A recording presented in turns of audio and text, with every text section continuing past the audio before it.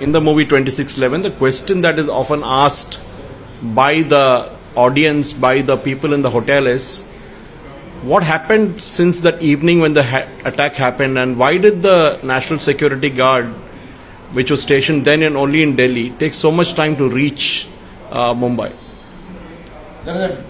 See, I was an insider. Excuse me.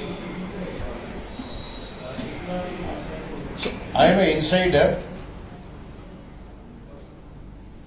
and hence whatever I say will be my word versus somebody's word. So before I start what really happened, I would suggest people to access Sandeep Unnithan, a journalist who had perfectly documented what happened and how the NSG was available for departure from midnight onwards after the deployment had been ordered and they had been transported. So they were in Manesar, and from Manesar they had been brought into technical area of Palam Airport by around midnight. But they reached Mumbai only by about 5 in the morning. The reason is, number one, the Honourable Minister, the then Honourable Minister in charge, Mr. Shivraj Patil, said, I will accompany the NSG team. Why? Why does a minister need to accompany? That is for the minister to answer. And number two is, he took 2 hours. We kept on asking him that the NSG team is waiting. Please sir, and he could only at 2 o'clock respond. We had asked him proposed him other alternative proposals like withdrawing local available resources and deploying them as an interim measure. Even for that he did not consent. Mind you, the other decision makers in the Home Ministry were in Pakistan at that time. It's all documented. They had gone for the Home Secretary level talks. So I could not take. So you mean the CRPF, which was stationed in central units there, the CISF at the airport, CRPF, they're all trained. Have been deployed as an interim measure, and CISF, mind you, is the expert in vital installation security. So they could have handled the 2 hotels and CST attack in a very, very positive way. They could have to mitigated a lot of damage. The number of people killed could have been far less. They could have taken control of the situation. Having said that, since the NSG has been, even till date, I have to flag one thing, even till date there is no official order which says that in case of that, as an interim measure, these type of locally available resources can be deployed. There is no order to that, but notwithstanding that, the minister has full powers, the secretary has full powers. So he reached the airport at what time?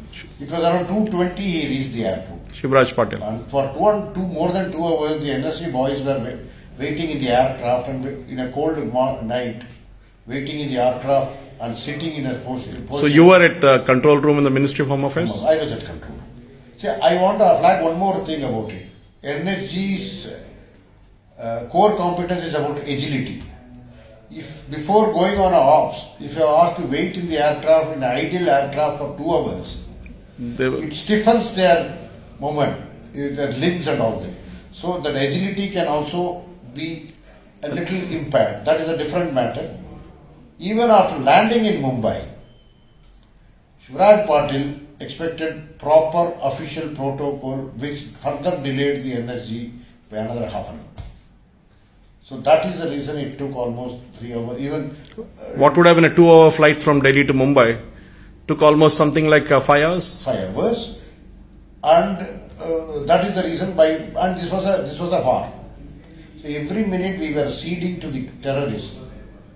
We were strengthening their positions, strategic positions. Was it an inside job? Because there was a news that how did these people easily walk through the Koliwada? How did they get a taxi so easily in an area where you hardly get taxis? And what about the fact that there was supposed to be a civil servant from the Maharashtra cadre, I'm not really sure, but somebody who was inside the hotel who walked away cleanly without even a scratch? I have already come out on public and said that 2611 was a fixed match between ISI and local Congress government in power. Having said that, about the civil servant, she was not an ordinary civil servant. Chitkala Joshi was Additional Chief Secretary Home, Government of Maharashtra. All the inputs after the Chief Secretary's table would land in her table by virtue of her domain area. So it is simply not acceptable that she was not aware of it.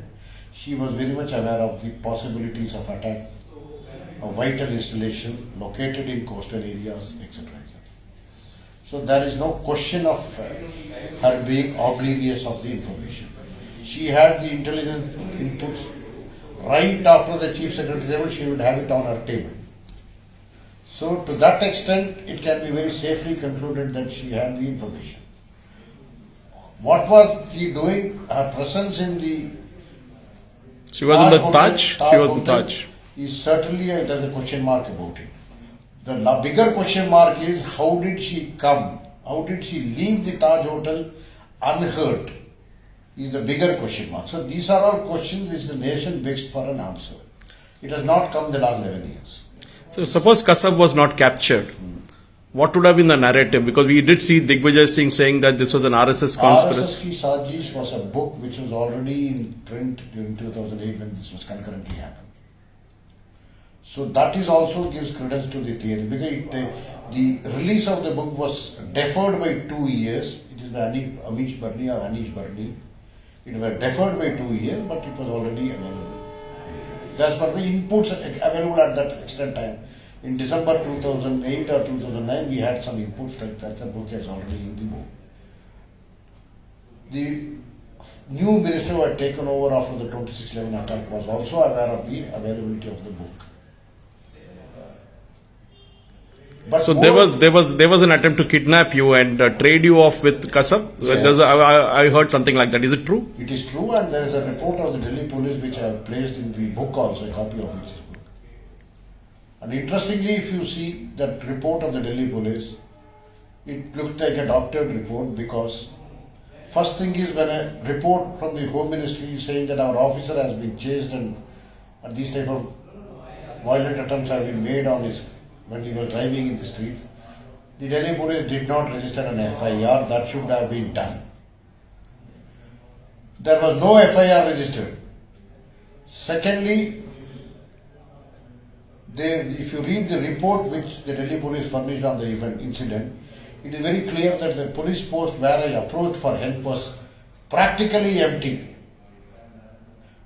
at the time I reported. That means it was emptied, not empty. And you don't leave a police post empty because it could be very vital witnesses, vital under trials, or maybe.